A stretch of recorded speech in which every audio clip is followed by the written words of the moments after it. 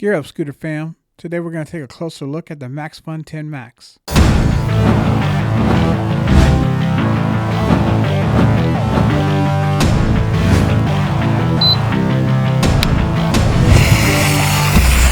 What's up, guys? So there's decided to do a video today on the upcoming Maxfun 10 Max, which is the next release from the Maxfun scooters.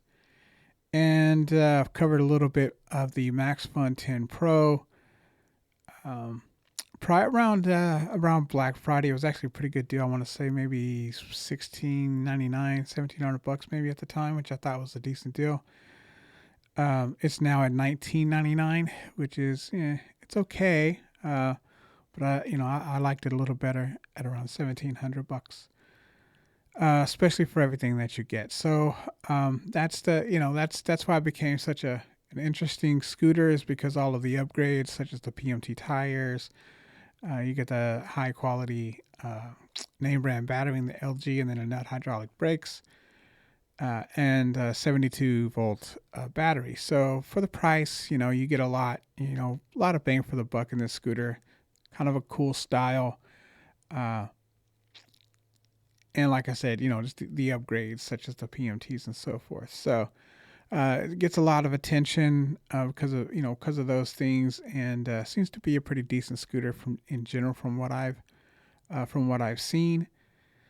And I mean, there's a few different places around that I've watched some things on the scooter, so not too bad. In any case, they have a new scooter coming out, the Maxfun 10 Max, which will be a new campaign, a Kickstarter campaign opening at the end of March or the beginning of April, somewhere in there. And so I decided I would go ahead and cover it. I haven't seen too much on the new 10 Max yet, so I decided to try to be one of the first ones to do it, if not the first one. I haven't actually seen a video on this scooter yet.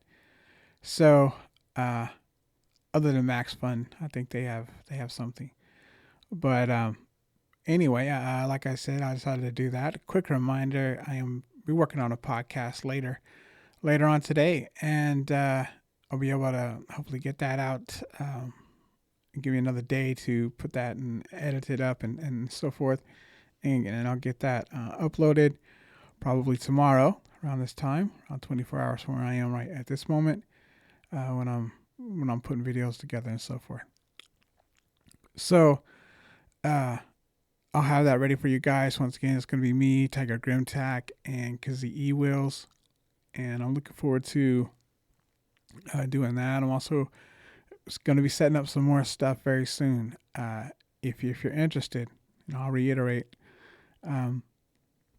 You let me know in the comments, but it's easier if you just reach out to me. So a couple ways you can do that if you're interested in joining me on a podcast. One would be just my email, which is I'll put it up here, and it's also in the bio. It's no secret, but it's admin@electricscooterguy.com, and that's my address for the channel here. So the main one that I use, and the one that's on my in my profile, and you can find it there as well. But yeah, just that's the easiest way.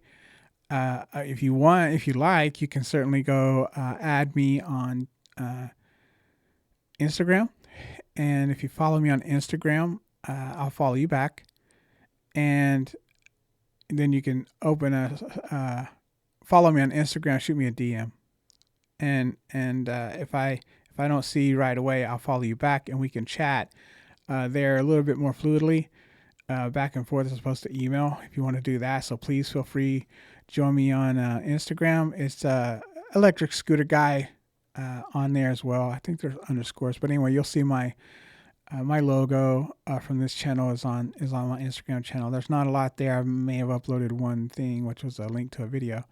I just don't have a lot of time to keep it up, but hopefully in the future I kind of start being able to put some more time into that. I'm getting things going. So I do have an Instagram channel, although it's not very active, but I do communicate on there. And once again, if you want to hit me up there, feel free to add me on Instagram, shoot me a DM, or email me once again at admin@electricscooterguy.com. And I'll be happy to bounce things back and forth and see what we can come up with. Meanwhile, I do have some things coming up. I'm trying to set up, to try to keep it going. I would like to do one podcast a week. I'll see how many interested parties I can get into joining me for that, and then try to keep this going. All right, that being said, let's go ahead and kind of take a look at some of these. My plan today was to kind of do what we're looking at right here. I'm not comparing too much to the first Max 10 because I'll be honest, I didn't know who Max 10 was before they had the 10 Pro. And I mean, no offense to them, I'm pretty sure it's a cool scooter and everything, but there's just nothing exciting that stands out about it. It's just a scooter. The 10 Pro, right? Got the PMT tires that it comes with, the LG name brand battery, and it's a 72 volt name brand battery as opposed to a 52 volt. That's a big difference in jump there. The nut hydraulic brakes, really dual hydraulic nut brakes is a nice upgrade. It only went up to from 84 to 87 pounds. So these are the things that start to get attention. You've got a decent scooter, I'm sure, in the other scooter, but it didn't come with PMT tires. It just had a no-name battery, generic battery, generic hydraulic brakes, and so it just didn't really stand out. And so they're offering a good scooter, for the money in the 10 Pro, and even better, like I said, around Black Friday when it was like, I want to say $16.99. I have an old video I have to go watch and verify that. But it was something like that, and now they come out with the Maxfun 10 Max, which is a step up from the 10 Pro, and they've made some cool changes, along the way as well, to make this what I consider to be a pretty cool scooter. So let's talk about some of the things, some of the differences. Looks like it's black, which is probably my favorite of all. I like just a basic black scooter. I don't really have a problem with the other colors. I probably like the blue or the red. But black is probably, I like it, great. For me, it's perfect. I don't mind black. I don't mind other colors. I got the Apollo. It doesn't have to be black, but I certainly like black scooters. And so, it goes 55 miles an hour plus, right? Bump about 10 miles an hour, which is decent. It's not crazy, it's not going crazy like 60 plus miles an hour, which is interesting but cool, I think, at the same time. It doesn't have to be able to go 70 miles an hour to be a really nice scooter that can do everything that you need it to do and more. And this falls in that category for me for sure. Says this has a range of 70 plus miles an hour, which is probably debatable. A max load of 330 pounds, no different than the Max 10 Pro. We do go from a generic, so even on the 10 Pro, we had generic shocks. They were front and rear hydraulic shocks, but they were generic. And now we go to the EXA Form front and rear hydraulic shocks. So that's a step up. Fully adjustable, very nice suspension. And then we had PMT tires on the 10 Pro, but now we got 10 by 3.5 inch PMT tires on the Maxfun 10 Max, which is a beast. That's a really decent sized tire.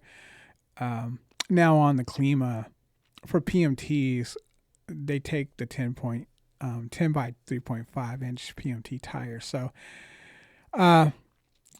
they don't fit with just a 10 by 3. PMTs don't go on the rim well on the Klima, so you have to get the 10 by 3.5. So these are similar tires to what I have on the Klima, which I do like. Dual 1800 watt motors, really decent. Get you over 55 miles an hour. and then this one, instead of an LG 7224 amp hour battery, we're going to a Samsung 72 volt 35 amp hour battery, and it's removable. So we're going from a standard battery on the LG nice battery, but not removable, to a Samsung higher amp hour 35 amp hour, and it's removable. So that's very cool. I like that feature quite a bit on the scooter. It's not for me a must and something I look at, but it's obviously a plus. It's like the little things, like it. In case I wanted to, it's nice. It's a nice option.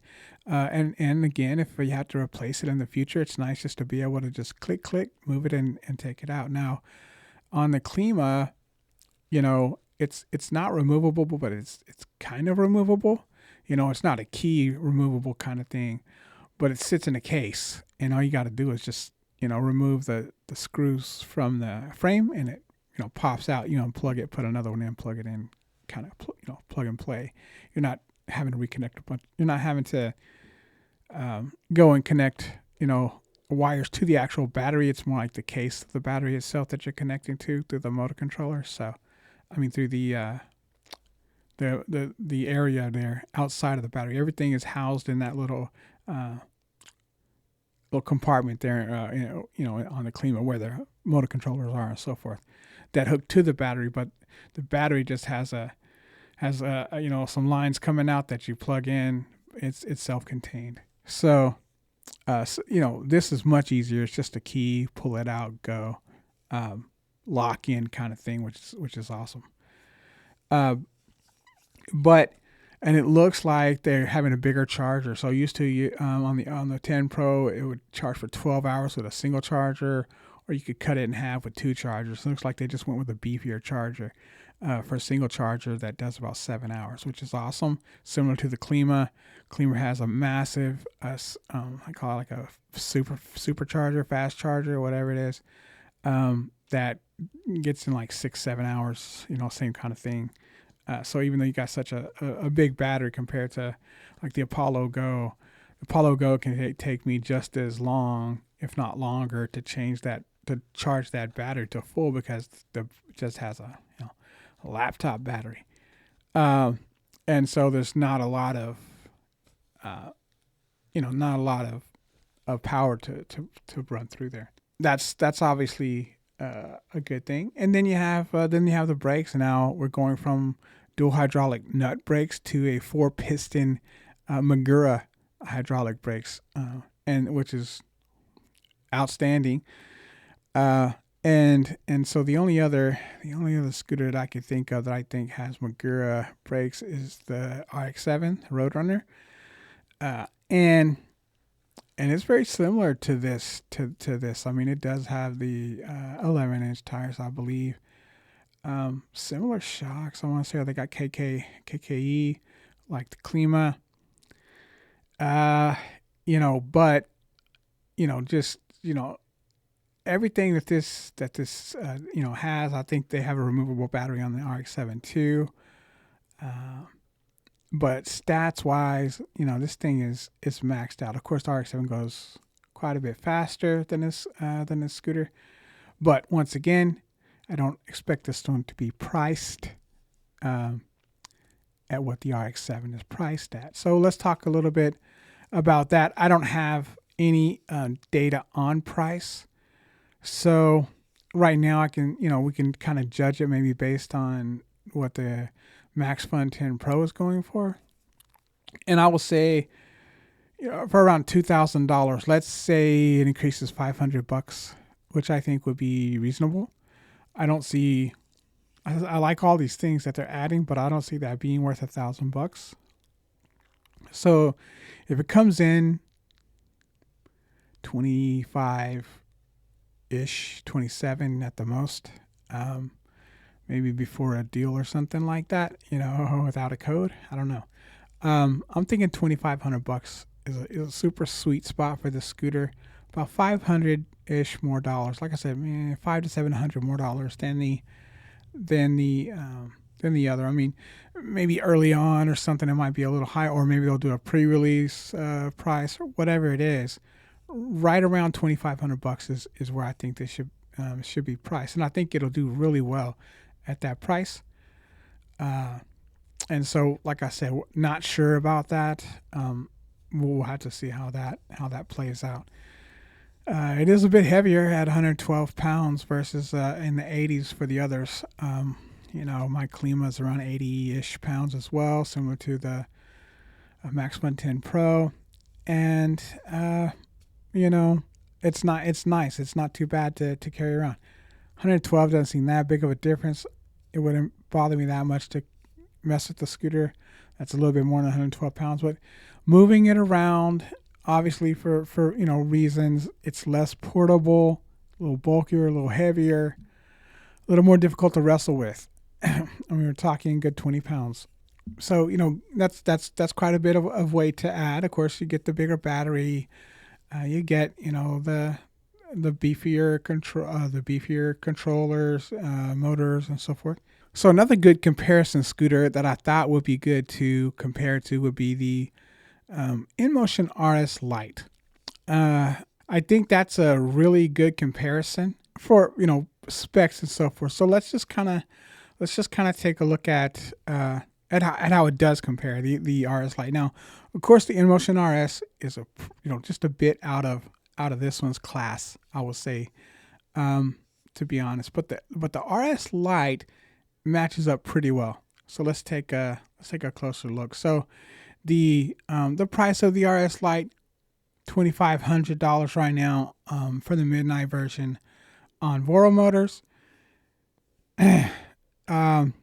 So $2,500 here for this scooter at the same price would compete really well, I believe.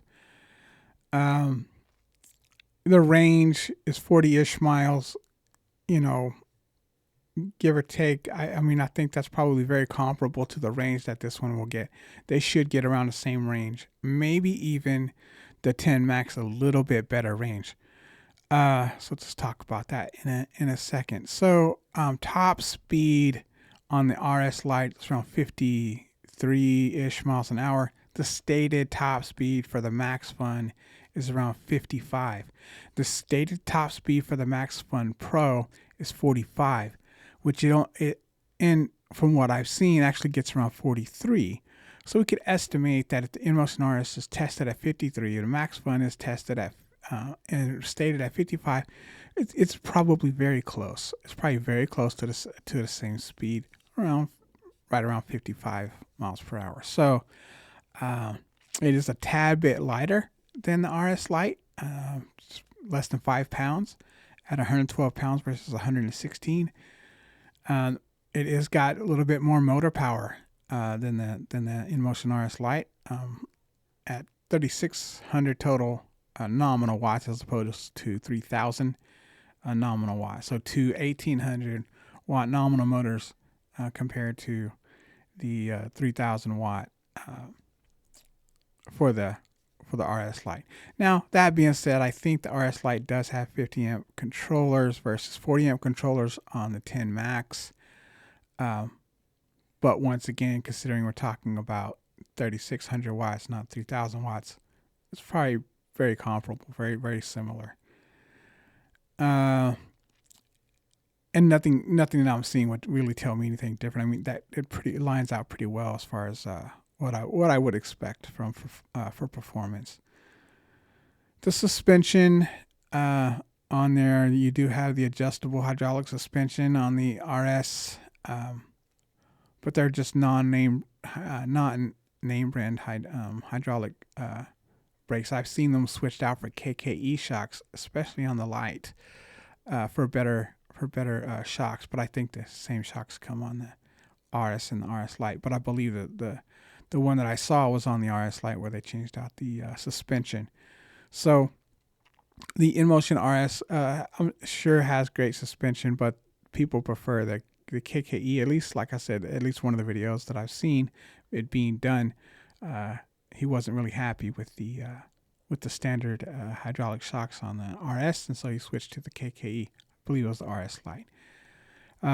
For the brakes, once again, we're talking, the Zoom brakes are they're fine, but I would put them even below the nut brakes, maybe even the Logan brakes, and then of course the Magura are probably top of all those, and they're 4-piston Magura brakes, so really nice brakes. Now the InMotion has 11-inch tires, but they're both 3.5-inch tires, and the Maxfun comes with the PMT tires, which I would want to put on the RS Lite anyway. So 11-inch versus 11-inch versus 10 rather, but they're both 3.5-inch. So that's really splitting hairs if you ask me right there. The battery, they both have Samsung batteries, but the Maxfun 10 Max is removable and the RS is not. It is, but not made to be removable. And then you get 5 extra amp hours with the 10 Max. So the RS Lite is 30 amp hour versus 35 amp hours, which is why I said earlier that I believe you might be able to get better range out of the 10 Max than you would the RS Lite, slightly because of a larger battery. Weight's weight's pretty much the same, but it's actually 4 pounds less. So you gain that. The tires are very similar. I really don't see that making that much big of a difference. They're both Samsung's batteries. I think that the Maxfun 10 Max should get them beat out the RS Lite in range by a hair. The speed I expect to be very similar. The performance probably very similar. The RS Lite might have a quicker 0 to 30. And the Maxfun 10 Max might have a slightly better range. That's probably how I would shake that out. So you get a tad better range with the Maxfun 10 Pro and a slightly better acceleration with the RS Lite. I find them both to be quite acceptable for both of those things. Being that you get roughly 50 miles of range either way you slice it, 40-50 miles of range at top speeds and so forth. Very worth it. At least that's what I estimate anyway. So I believe that to play out, probably likely play out that way. So not bad a comparison when you think about the RS Lite to the Maxfun 10 Max, and considering that these could be roughly the same price when they do finally release.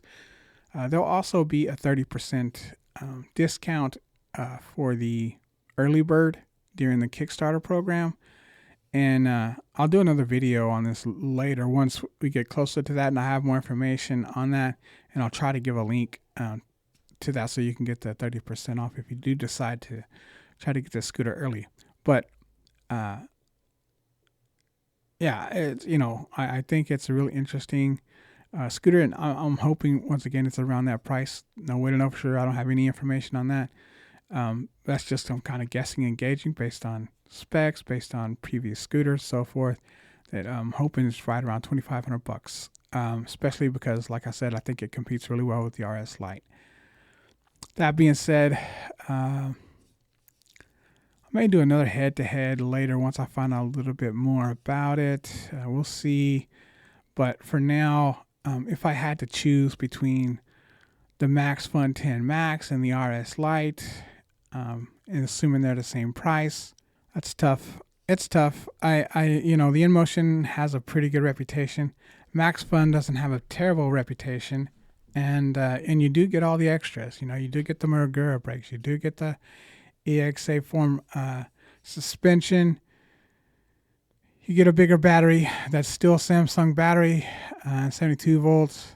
I tell you what, it's split right down the middle for me. There's things that the InMotion has, like I said, that are really, reputable, good and bad, to be honest. There's issues that I haven't heard any issues from the Max 10 Pro, in general, like big issues. And for people that have had them for a while. And then the 10 Max isn't out yet, but the RS Lite, does have issues. So I would feel pretty comfortable with the 10 Max. I mean, obviously, it's a new scooter, can have problems, but it's just really a slightly upgraded version from the 10 Pro. So I'm not sure there's going to be a bunch of things that they haven't worked out for the same money. If one went with the other way, right? If one went the other way, it would probably change my mind. But if they both were at $24.99, I'll probably go with the Maxfun 10 Max. I really would. And I might change my mind along the way, but I just like it a tad. I like the brakes. I like the PMTs. It's a bigger battery. It's removable. Like, there's just little things that just kind of start adding up, And like I said, I know the RS Lite has some issues now. If they release a new one, and it's probably going to be around $3,000 at least when they do a 2025 version does come out. So we'll see. Right now, even up like that, I'd probably go for the 10 Max. If you enjoyed this content, you found it helpful, please like, share, and subscribe. Consider joining me on Patreon, picking up some merch, or buying me a coffee. Thanks, and happy riding.